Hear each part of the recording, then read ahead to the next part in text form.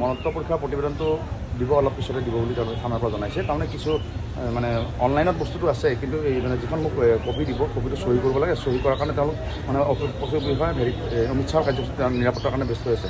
দিব অলপ পিছত ফোন কৰিম, অলপ পিছত আহি লৈ যাব এনেকৈ ক'লে। আৰু 2 নম্বৰ কথাটো, তদন্ত কমিটিৰ প্ৰতিবেদন আজি মুখ্য সচিবৰ হাতত দিব বুলি মই গম পাইছোঁ। এতিয়া মই আশা লৈ আছোঁ, তাৰমানে কি মই কালি মুখ্যমন্ত্ৰীৰ কাৰণে ফোন কৰিছিলোঁ ব্যক্তিগতভাৱে। ফোন কৰাৰ পিছত তেখেতে কৈছিল মই এই 2 দিন অমিত শ্বাহৰ কাৰ্যসূচীলৈ অলপ ব্যস্ত আছোঁ, গতিকে মই তাৰপিছতে তোমাৰ ঘৰত যাম। আৰু মই বোলো এইটো মোক যাব এটা কপি মানে মই বিচাৰিছিলোঁ প্ৰতিবেদন তদন্ত প্ৰতিবেদন। কাৰণ কিয় কি আছে, কাৰণ মই দিছোঁ পূজা শইকীয়া, ঋষিকেশ ঠাকুৰে এণ্ড টিম।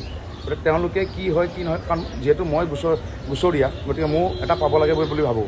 আপুনি উল্লেখ কৰা নামকেইটা তদন্তৰ আওতাত আহিছে নে নাই? মোক তদন্ত কমিটিয়ে জনোৱা মতে মোক যিদিনাখন যোৱা শুক্ৰবাৰে যেতিয়া তদন্ত কমিটিয়ে মোক মাতিছিল, তাৰ আগদিনা তেওঁলোককো মাতিছিল। পূজা শইকীয়া, ঋষিকেশ ঠাকুৰে তদন্ত কমিটিয়ে মাতিছে, বাকী থানাই মাতিছে নাজানো মই, কিন্তু তদন্ত কমিটিয়ে মাতাৰ পিছত তেওঁলোকে এখন স্বৰচিত নাটক কৰি মেডিকেল এডমিট হৈছে। স্বৰচিত নাটক বুলিয়ে ক'ম, কাৰণ কিয় যিগৰাকী ঋষিকেশ ঠাকুৰে, পূজা শইকীয়াক বাৰু মই ঘটনাৰ পিছত দেখা নাছিলোঁ। ঋষিকেশ ঠাকুৰীয়া তাৰ আগমুহূৰ্তলৈকে মই নিজে মেডিকেলত লগ পাইছোঁ। তেওঁ বেলেগৰ লগত কথা পাতি ঘূৰি আছে। মই চেণ্ট্ৰেল ফাৰ্মাচীৰ সন্মুখত, যিখন আমাৰ মেডিকেলৰ ভিতৰত চেণ্ট্ৰেল, তাৰ সন্মুখত মই নিজে দেখা পাইছোঁ। তেওঁ মোৰ সন্মুখত গৈছে। মই মোৰ ফেমিলিৰ কাৰণে, আপোনালোকে গম পাই ফেমিলি 2 দিন আগলৈকে ঔষধ এডমিট হৈছিল। ঔষধ এডমিট তেওঁ তাৰ কাষত ঘূৰি তেওঁ দুগৰাকী বেলেগ তেওঁ কলিগলত কথা পাতি গৈ আছে। তাৰপিছত তদন্ত কমিটিয়ে মাতাৰ পিছতে তেওঁলোকে স্বৰচিত নাটক কৰি মেডিকেল এডমিট হৈছে। হয়তো আইনী ব্যৱস্থাৰ পৰা বাচিবৰ কাৰণে হয়তো কোনোবাই তেওঁলোকক পৰামৰ্শ দিছে যে এনেকৈ হ'লে কিজানি বাচিব। তেওঁলোকে আৰু মানসিক ৰোগীৰ হেৰি কৰি পেলাই মানে এডমিট হৈ আছে। গতিকে মই এতিয়া এইবিলাক ক্ষেত্ৰত একো নকওঁ, খালি এটা কথাই ক'ম, মই তদন্ত কমিটিৰ প্ৰতিবেদন, মুখ্যমন্ত্ৰীৰ নিজে মোক দিয়া আশ্বাস 24 ঘণ্টা বা 48 ঘণ্টা মই চাম। তাৰপিছত তেওঁৰ মুখ্যমন্ত্ৰীক মই সোধা কৰিম যে মানে সুধিম যে আপুনি কি কৰিলে চাওক, কাৰণ যিহেতু তেখেতে সম্পূৰ্ণ দায়িত্ব নিজে লৈছে আৰু ৰাজ্যৰ মানে মুখ্য ব্যক্তি হিচাপে তেওঁ মোক দায়িত্ব দিছে যে এটা ফোনেদি যোগাযোগ কৰি আছে। গতিকে মই চাওঁ কি হয়।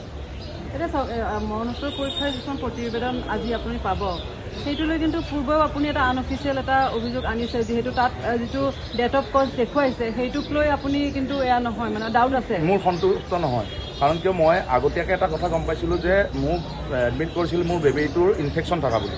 কিন্তু মই আপোনাক আগতীয়াকৈ এবাৰ কৈছিলোঁ যে ইনফেকশ্যন থকা বুলি মোক পষ্টমৰ্টেমত এটা প্ৰিলিমিনাৰী ৰিপৰ্ট তেওঁলোকে মানে চাই পেলাই কৈছে, তেওঁলোকে অভিজ্ঞতা ফালৰ কৈছে যে আপোনাৰ বাচ্চাটোৰ কোনো ইনফেকশ্যনেই নাছিল।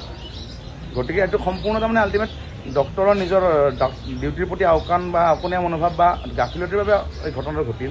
গতিকে মই এটাই কথা ক'ম, যিসকল ডিউটিত আছিল তেওঁলোকে এই ঘটনাটো কিয়, যদি ডিউটিয়ে কৰিব ইচ্ছা নাই তেওঁলোকে ছুটি ল'ব লাগিছিল। টোপনি মাৰি থকাৰ কাৰণেতো তেওঁলোকক ডিউটি দিয়া নাই, যিটো মোৰ পত্নীও কৈছে। আজি মোৰ এটাই প্ৰশ্ন, মোৰ বেবীটো ঢুকাল, নিব লাগিছিল, মই ঘৰলৈ নিলোঁ শ্মশানলৈ, হয়তো আপোনালোকেও জানে।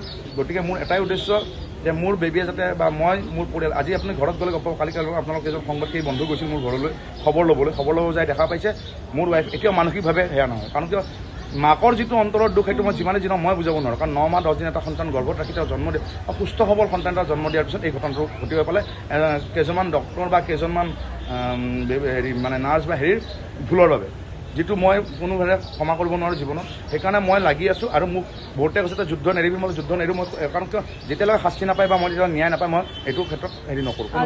স্পষ্ট হ'ব প্ৰতিবেদন এখন যেতিয়া তদন্ত কমিটিয়ে দাখিল কৰিব, ক'ৰবাত যদি সেই নিৰপেক্ষ হোৱা নাই প্ৰতিবেদনখন, তেতিয়া আপুনি নাই, মই প্ৰথমতে ভাবিছোঁ এই 24 ঘণ্টা বা 48 ঘণ্টা চাই লওঁ, প্ৰতিবেদনৰ কপি এটা মই বিচাৰিছোঁ, মই চাওঁ, তাৰপিছত তেওঁলোকে কি ব্যৱস্থা লয় চাওঁ। তাৰপিছত মই মুখ্যমন্ত্ৰীক প্ৰথম যোগাযোগ কৰিম, যিহেতু তেখেতে মোক আশ্বাস দিছিল এজন দেশৰ ৰাজ্যৰ মুৰব্বী হিচাপে তেওঁ মোক আশ্বাস দিয়ে। প্ৰথমতে তেওঁ মোক যোগাযোগ কৰিম, তেওঁৰ মন্তব্যৰ ওপৰত চাওঁ, তাৰপিছত নহ'লে মই আইনৰ সহায় ল'বলৈ বাধ্য হ'ম।